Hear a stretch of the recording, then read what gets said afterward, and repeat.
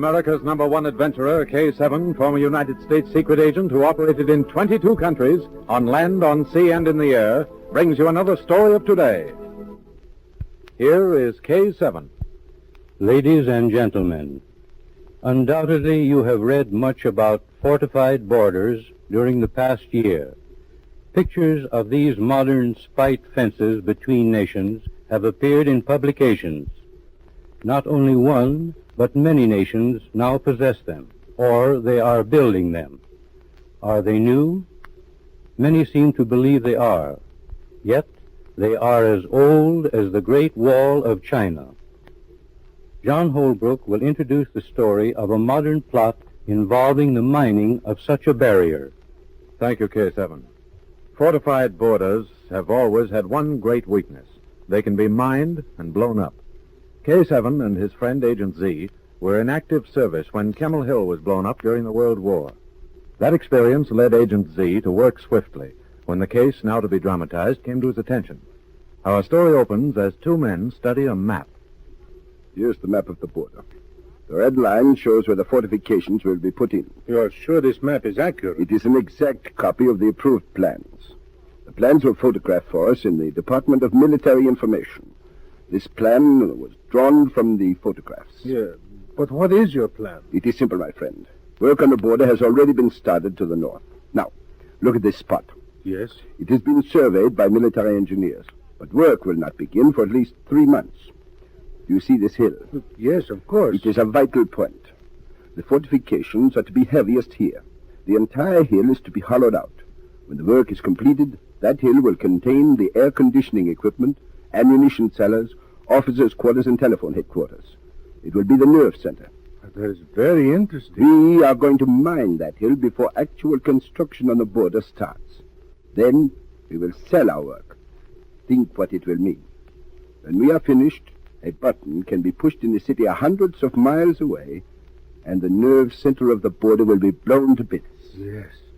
It will be worth at least $5 million to us. Perhaps more. Now follow me closely. Do you see this farmhouse sketched on the map? Yes, yes. It is deserted and at the foot of the hill. We begin work there. The river is within a few feet of the door. The dirt which we dig out of our tunnel can be disposed of in the river. It is a perfect plan, Shostak. This will be George Shostak's masterpiece, Peyton. When we are finished, the hill is mined, I will retire. When shall we start? Tomorrow night.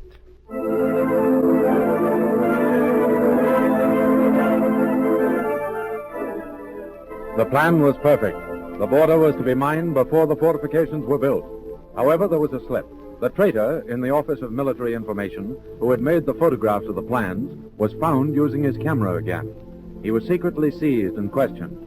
The information which he gave brought Agent Z into the case. Z and his assistant, Patricia Norwood, began their investigation at once. What an afternoon you picked to come out here, Z. Well, I picked it deliberately, Pat. We don't want to be seen. If it storms, so much the better. Let me try and help you with that heavy case. Oh, it's all right. I can handle it. We're almost at the top of the hill. Yeah, this is the spot. Are you going to set the sound detector up now? No, not until night. I'll conceal it in these bushes.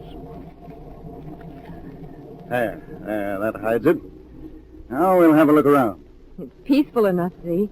I can't believe that within a few short months, this hill will be bristling with guns. Yes, it'll have more than guns, Pat. This hill will be the nerve center of the entire border.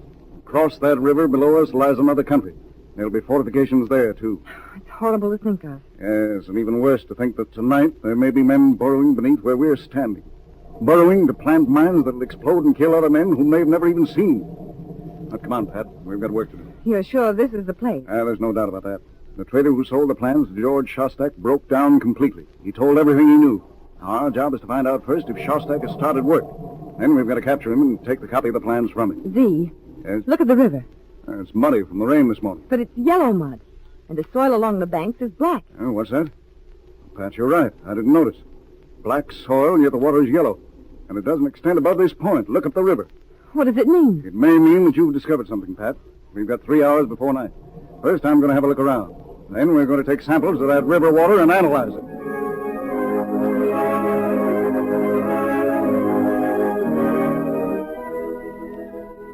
A few hours later, Z is in his laboratory.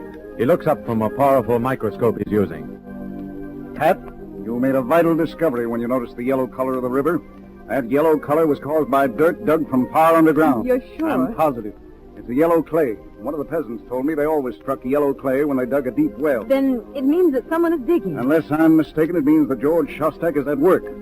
Now, we'll get started back to the hill. If our sound detector confirms what this yellow clay seems to prove, well, we'll find out within a few hours. Get ready, Pat. We're going back.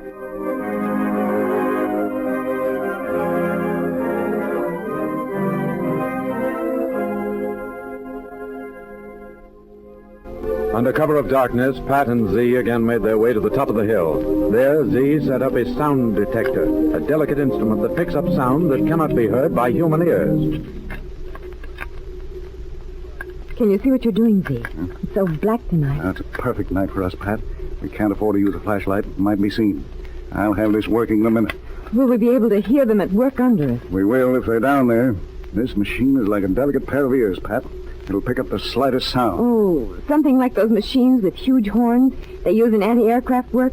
The ones that pick up the sound of airplanes approaching at night? Yeah, something like them, Pat. There's a small speaker here in this cabinet. The machine is tuned to something like a radio. If there are men digging a tunnel under us, we'll hear the sound of their picks and shovels. Let's see. Now, almost ready. Snap this switch on first. It's working. Now, let's see what we can find by tuning. What does that mean? Nothing yet. There's something. Now, if I can tune it in.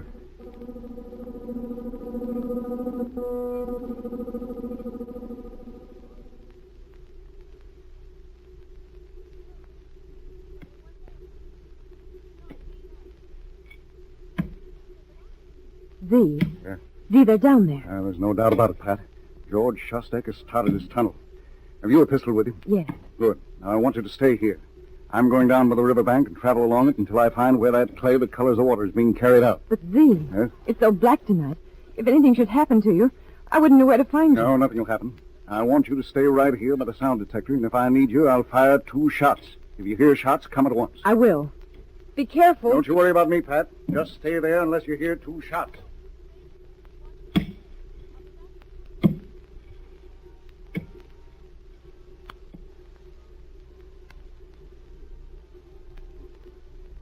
Z reached the bank of the river and made his way slowly downstream in the blackness.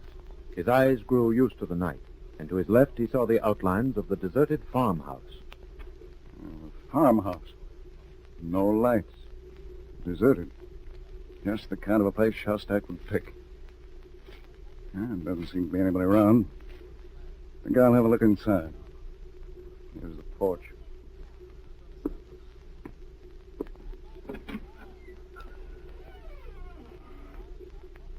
Who's there? Answer me. Answer me or I'll shoot. Stop! Stop! Do you hear me? Stop! You sure stay. What happened? I heard shots. They were mine.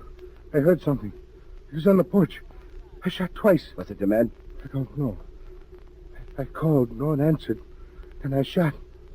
Something ran into the bushes. An animal, probably, you fool. No. You want us to be heard? I will stay with you for a minute. No use calling you two out of the tunnel. But I'm sure I heard something. I can't see tonight. Z. Z, where are you? There's someone. Listen. Z, fire again. It's a girl. She's coming. Z. Z, are you here? Caesar! Ow! Let me go. Who are you? I was about to ask you that same question, mademoiselle. What are you doing here? I was looking for someone. Obviously. But for whom? For my brother. He's just a boy. He was out hunting this afternoon. He didn't come home. I heard the shot. You lie, mademoiselle. It's the truth. I've been looking for him ever since it got dark. I heard the shots and thought he was signaling. Let's take her inside and see what she looks like, Shostak. So, you know my name, mademoiselle. Yes, Peyton. I think we had better look at her. She is probably a spy. Open the door. Yes. Wait. Did you hear that? There was a signal. Stand still. It cannot be seen. Mademoiselle, if you attempt to move, We should get away. there will be time for that. Keep the girl between us. If if you try to run, mademoiselle. Shostak, I won't try to run. I have a gun in your back. Why, you- If you move or that man Peyton moves, I'll shoot. You should have searched me, Shostak. Look, a flasher. It's on us. And you're both covered. This place is surrounded. There. You all right, Pat? Yes, Z. I'm holding a gun in Shostak's back. Yeah, wait a minute. I'll handcuff them together. Who are you? It's the police. Your man is partially right, Shostak. I'm Special Agent Z. You're both under arrest. Z, there are others below us working in the tunnel. Shostak mentioned them. Is this place really surrounded? No, not yet, but it will be in another 10 minutes. But the signal, the whistle. I blew that, Pat, to make them think there were more of us. When this man Peyton fired at me, I knew you'd hear the shots and come. We arranged 2 shots as a signal. I got away and telephoned for help. I wondered. We'll stay here quietly until that help arrives. Shostak, perhaps I can amuse you by telling you some stories about your old friend K7. You know K7? Very well. I'll send him a cable tomorrow morning. A cable saying George Shostak is again in prison. This time he'll be tried as a spy.